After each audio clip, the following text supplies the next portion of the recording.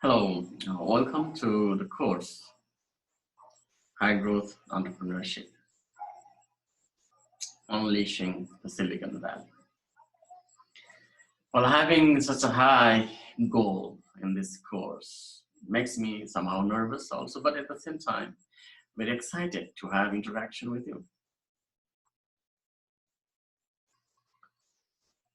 Well, we will be taking examples from the Silicon Valley. We'll be reasoning all of these in the perspective of Finnish entrepreneurial ecosystem. What and how we have learned the Silicon Valley culture, Silicon Valley thinking, and then how we have actually transformed the whole Finnish entrepreneurial ecosystem into thinking for that. Many people thought that failure of Nokia smartphone business was a disaster for Nokia. From my point of view, actually it was a blessing in disguise because it released so many talented entrepreneurs, and Nokia also gave away many of its unused patents, and then they built a thriving business and entrepreneurial ecosystem. Not only that, that also released people like me who actually started to have coffee with the entrepreneurs and started to share the entrepreneurial thinking, how and when, and in what perspective Nokia actually excels in innovation side. Yes, there is a literature full of literature, like there are papers from the Finnish ecosystem and an academic domain also. They have been talking about curse of agility. Being agile is good, but at the same time, sometimes the course of agility is so harsh that we will not be able to actually sustain the change and slice the change, and will not be able to sail through the change or the uncertainty that we are facing. Without further ado, welcome to this course, and now I am a PhD also in management and international business thinking. And also I teach entrepreneurship at the same time at the universities and colleges, and then I write a lot in entrepreneurial thinking also.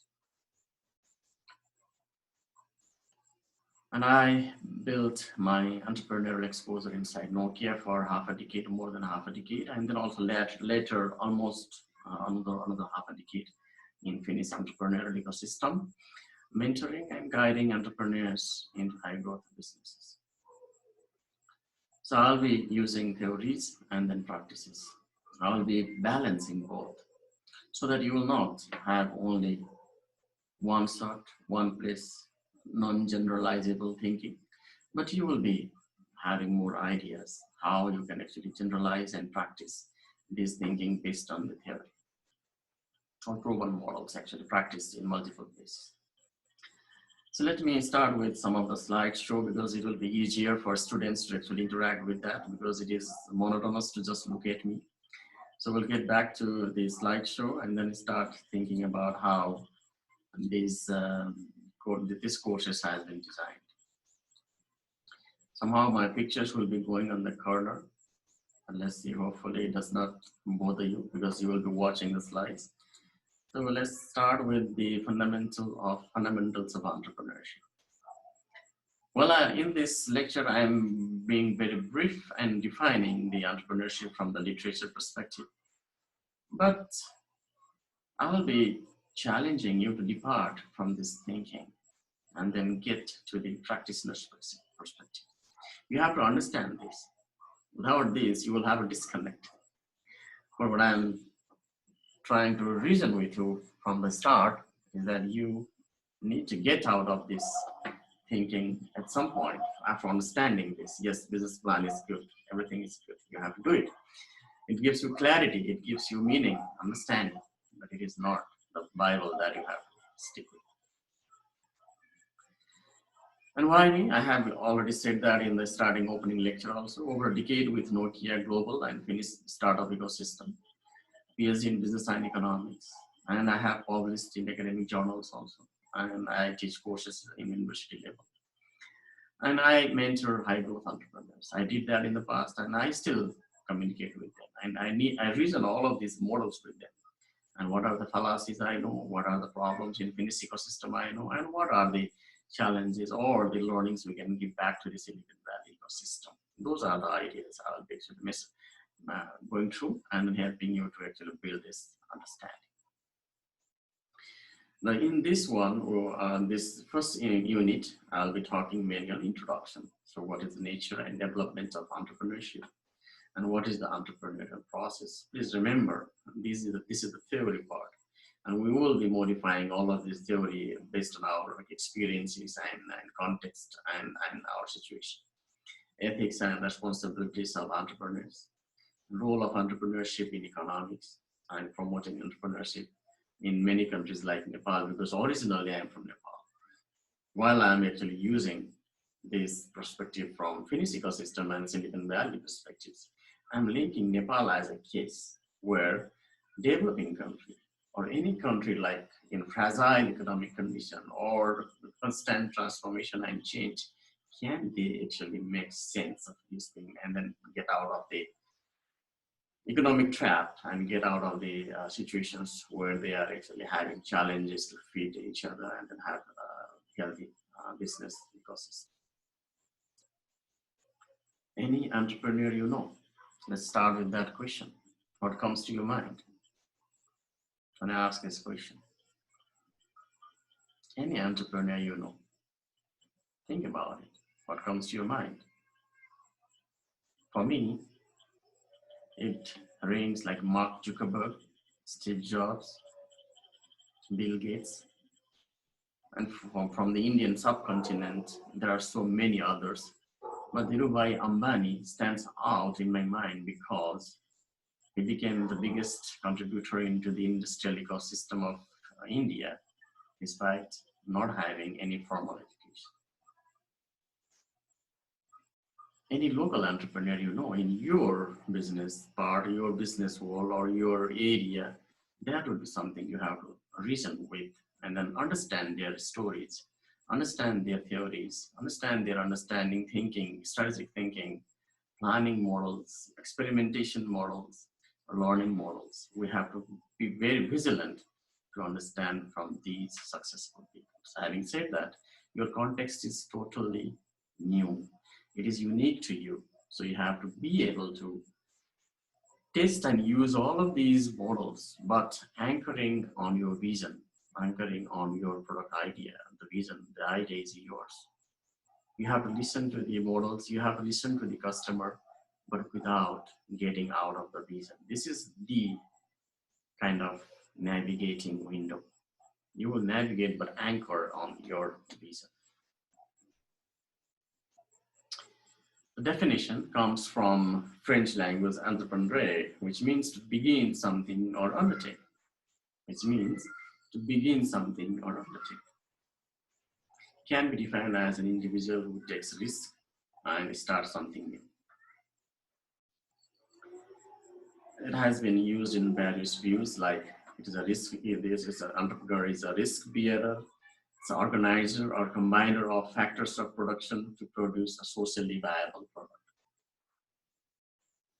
And here she is an innovator.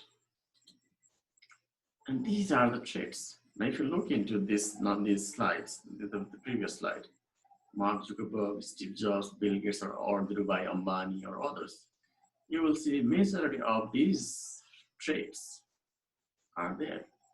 They are achievement oriented. They are hardworking. They have desire for responsibility. They are optimistic. They are independent, and they have foresight. They can see the future, understand the future, anticipate the future, and they have preference for risk. And they are innovative, and then they are flexible, and they are good manager and leader. Please remember this part. The 10th part is very, very important. You need to be a good manager and leader at the same time. If you cannot lead people, or you cannot get profit out of the team that you have, you will not be able to survive for a long time. Yes, you have to be innovative, but at the same time, you have to manage resources so well and manage people so well that you will not get out of business and you run away, fades away, and then you don't get anything out of the business. You get always bankruptcy after bankruptcy. And normally, these are the functions. They plan, organize, and mobilize resources, and they control all of these also. And what is the motivation for entrepreneur? They want to be their own boss, and they pursue their own ideas, and they pursue financial rewards also, because if they are really lucky, or if they are very good in understanding the entrepreneurial fundamentals, they will be able to actually have financial rewards that we can only dream of. Then based on that idea, let's define the entrepreneurship. Entrepreneurship is the process of creating something new and assuming risk and rewards. This definition stresses four aspects. Let's go one by one. First, creation process. That is, creating something new of value to all.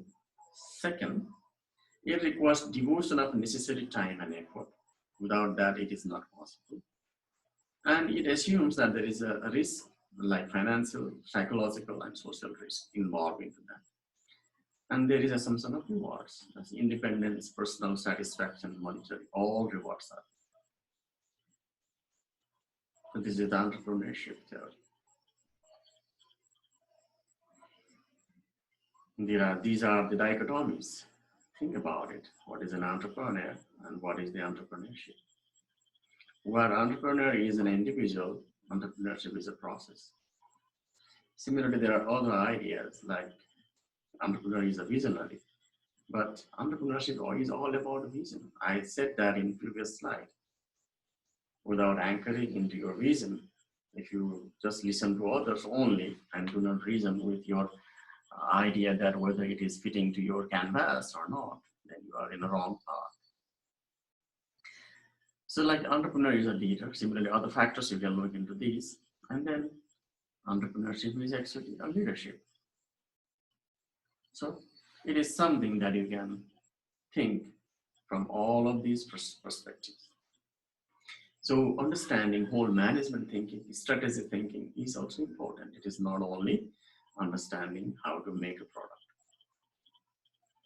So there are a couple of steps. I'm not going to define in detail into these slides because we will not be using a lot of these into the following processes. First, you identify and evaluate the opportunity, and these are the ways you can do it. But we will be getting into customer development model into next picture, so it will not be that relevant. Of course, this is theoretical, and it is important to understand. And then you get into develop business plan. Please remember, this is only a theory for me. I'm not using this, not recommending it. You can actually use this to clarify your idea, clarify your thinking, but you will not use it in practice. And then you get to determination of required resources. That's also very important. How to raise funding, how to seed funding, how to get money and resources in the early co-founders and also first employees. That is also part of that.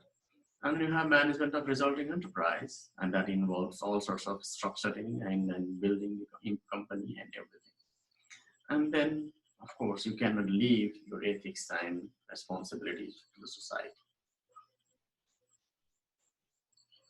Please remember, if all the entrepreneurs had the awakening of ethical entrepreneurship, the world would not have been in this situation now. Full of climate change problems, full of COVID-19 problems. I don't know what we have built. And even now, the society is full of inequality regimes. While I'm recording these lectures, the US is burning, the Hong Kong is burning, even all the parts of the world is burning, just to fight for equality and rights for the minority. I don't know what kind of world we have built. So if entrepreneurial ventures are ethical and they are socially responsible, all of these problems will be able to solve social problems and economic problems, and then also climate problem or environment problem. And having all these three people, planet, and then also profit together will be something a lot to go. You can have social responsibility, you can have responsibility towards environment, employees, customers, investors, and community. A socially responsible firm should be an ethical firm. An ethical firm should be socially responsible. Please remember, you cannot get out of these dichotomies. While we are talking about the business ethics, you should remember you avoid criminal law, you avoid actions that result in civil lawsuits, and avoid actions that are bad for the company from inception, from the starting of the company. You need to be very, very careful.